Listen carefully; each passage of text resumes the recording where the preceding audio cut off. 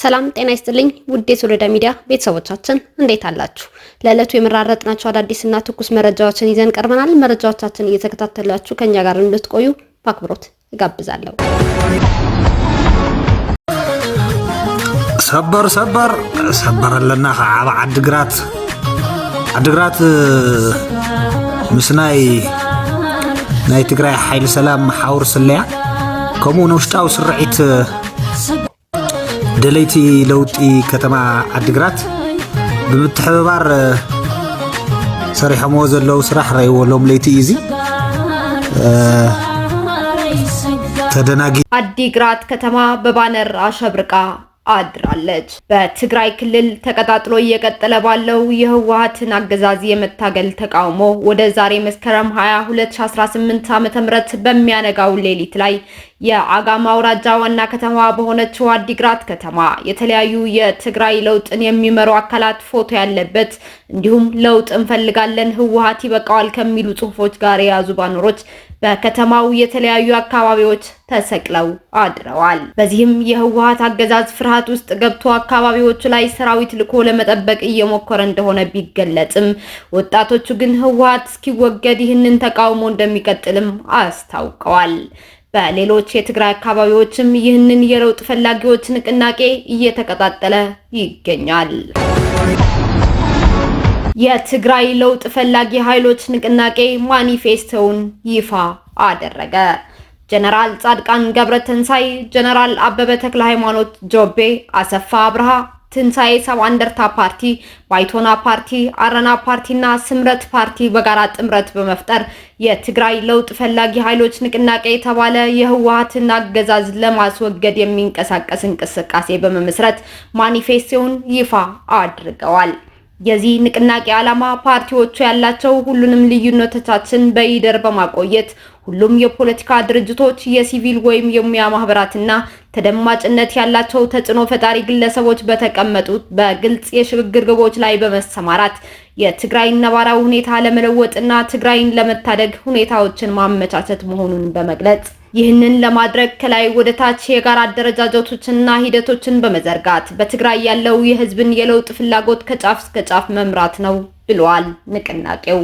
ከዚህም በተጨማሪ ንቅናቄው የፕሪቶሪያን የሰላም ውል በአግባቡ እንዲፈጸም ህዝብ ራሱ በሰፊው የሚሳተፍበት ህዝባዊ የተቃውሞ ማዕበል የትግራይ ህዝብ አሁን በህወሓት አንጃ ቡድን እየደረሰበት ያለውንና እየተጠናከረ ያለው የጥፋት ጉዞ ለማስቀረት በራሱ በመረጠው የአስተዳደር ስርዓት በመተካት ለማስቆምና ለመለወጥ ያለመ እንደሆነና በትግራይ ያለው የአንድ የፖለቲካ ቡድን ማለትም የህወሓት ቡድን በማስወገድ የአስተዳደር ስርዓት በህዝባዊ መንግስት ለመተካት መሆኑን ንቅናቄው አስታውቋል።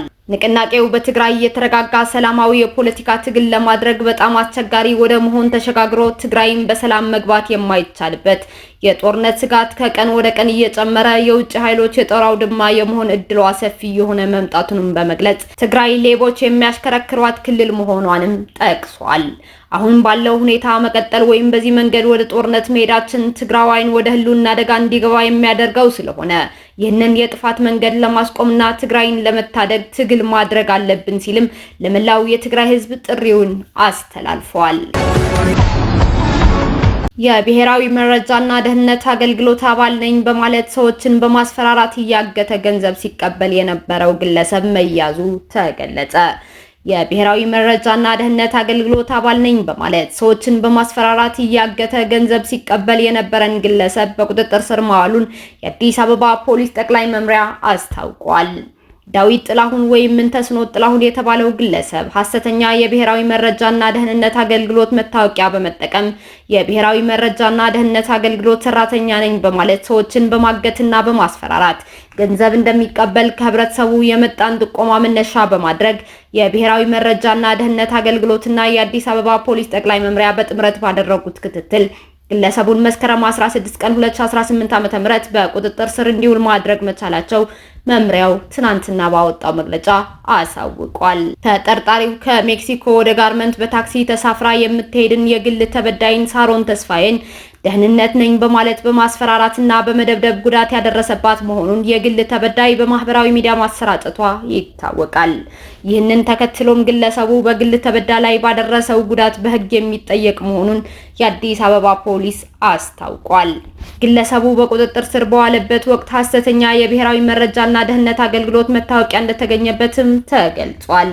በግለሰቡ በተመሳሳይ የወንጀል ድርጊት የተፈጸመበት ግለሰብና ስለ ግለሰቡ ማንኛውም መረጃ ያለው ሰው ለአዲስ አበባ ፖሊስ ጠቅላይ መምሪያ መረጃ በመስጠት ትብብር እንዲያደርግና የጸጥታ አካላትና አባል ነን በማለት የሚያስፈራሩና ተጽዕኖ የሚያሳድሩ ግለሰቦች ሲያጋጥሙት በወቅቱ ለፖሊስ እንዲያሳውቅ የአዲስ አበባ ፖሊስ ጠቅላይ መምሪያ አሳስቧል። ኢትዮጵያና ጣሊያን የሽሬና የጎንደር ሆስፒታሎችን ለማጠናከር የ4.1 ሚሊዮን ዩሮ ስምምነት መፈራረማቸው ተገለጸ። ኢትዮጵያና ጣሊያን በሽሬና በጎንደር ሆስፒታሎች የጤና አጠባበቅ አገልግሎትን ለማጠናከር የ4.1 ሚሊዮን ዩሮ ስምምነት እንደተፈራረሙ ተገልጿል። ይህም የሁለቱን ሀገራት ለዘመናት የዘለቀ ጽኑ አጋርነት በድጋሚ የሚያረጋግጥ ነው ተብሏል። ስምምነቱ የኢትዮጵያ የገንዘብ ሚኒስትር አህመድ ሸዴና በኢትዮጵያ የጣሊያን አምባሳደር አጎስቲና ፓሌሴ ናቸው የተፈራረሙት። ሚኒስትሩ አቶ አህመድ ሸዴ በስነ ስርዓቱ ላይ ባደረጉት ንግግር በተለይም በግጭት መፈናቀልና የህዝብ አገልግሎት መቋረጥ እየተቸገሩ ለሚገኙት የትግራይና አማራ ክልሎች ፕሮጀክቱ ያለውን ፋይዳ አጽንኦት ሰጥተው መግለጻቸው ተጠቁሟል። ማሌዥያ ከ43 ዓመት በኋላ በኢትዮጵያ ኤምባሲዋን ዳግም ከፈተች። ሀገሪቱ ከአፍሪካ ህብረት ጋር ግንኙነቷን እንድታጠናክር እድሎችን ይፈጥርላታልም ተብሏል። ከ43 ዓመታት በኋላ ዳግም የተከፈተው የደቡብ ኤሲያዋ ሀገር ኤምባሲ ከመስከረም 13 ቀን 2018 ዓ.ም ጀምሮ ስራ መጀመሩን የሀገሪቱ የውጭ ጉዳይ ሚኒስቴር አስታውቋል። የኤምባሲው ዳግም መከፈት ማሌዥያ ከኢትዮጵያ ጋር ያላትን የጠበቀ የሁለትዮሽ ግንኙነት ይበልጥ ለማጠናከር ያላትን ቁርጠኝነት ያጎላል። ይህ ደግሞ በተለያዩ የጋራ ፍላጎት መስኮች በተለይም በንግድ፣ በኢንቨስትመንትና በህዝብ ለህዝብ ግንኙነት አዲስ የትብብር እድሎችን ለማሰስ እንደማነቃቂያ ሆኖ ያገለግላል ሲል ሚኒስትሩ ጠቅሷል። የኤምባሲው በአዲስ አበባ መከፈት ማሌዥያ ከአፍሪካ ህብረት ጋር ግንኙነቷን እንድታጠናክር እድሎችን እንደሚፈጥርላት ውጭ ጉዳይ ሚኒስቴር በመግለጫው ጠቁሟል። ስፑትኒክ እንደዘገበው ኤምባሲው በአሁኑ ወቅት በጊዜያዊነት ከሸራተን አዲስ ሆቴል ስራውን እያከናወነ ይገኛል። ማሌዥያ የኢትዮጵያ ኤምባሲዋን እንደ አውሮፓውያን አቆጣጠር በ1982 ነበር የዘጋችው። ኬንያ በሱዳን ግጭት ውስጥ ጣልቃ ገብታለች የሚለውን ውንጀላ ዊሊያም ሩቶ ውድቅ አደረጉ።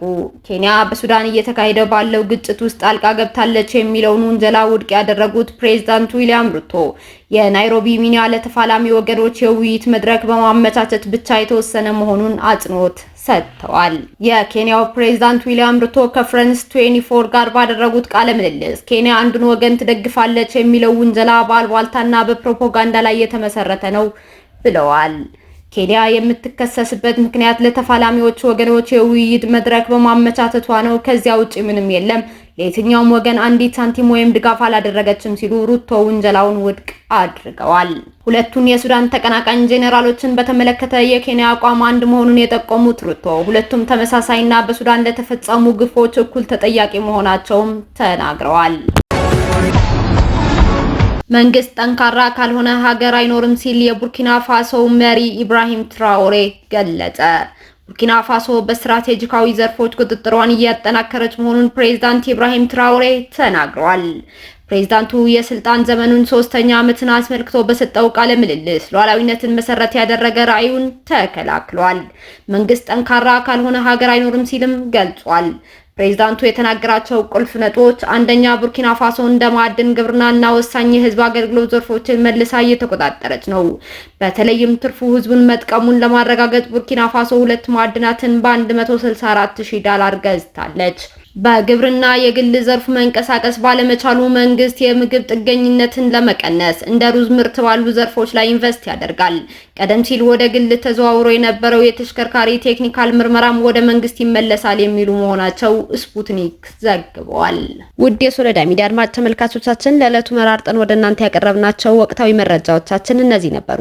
እስካሁን ከኛ ጋር ስለነበራችሁ እያመሰገንኩኝ በሌሎች መረጃዎች እስክንመለስ የሶሎዳ ሚዲያ ቤተሰብ በመሆን እንደተለመደው ላይክ፣ ሼር፣ ሰብስክራይብ ማድረግ አትርሱ።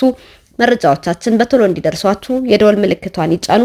ሰላም ለእናንተ፣ ሰላም ለሀገራችን ኢትዮጵያ።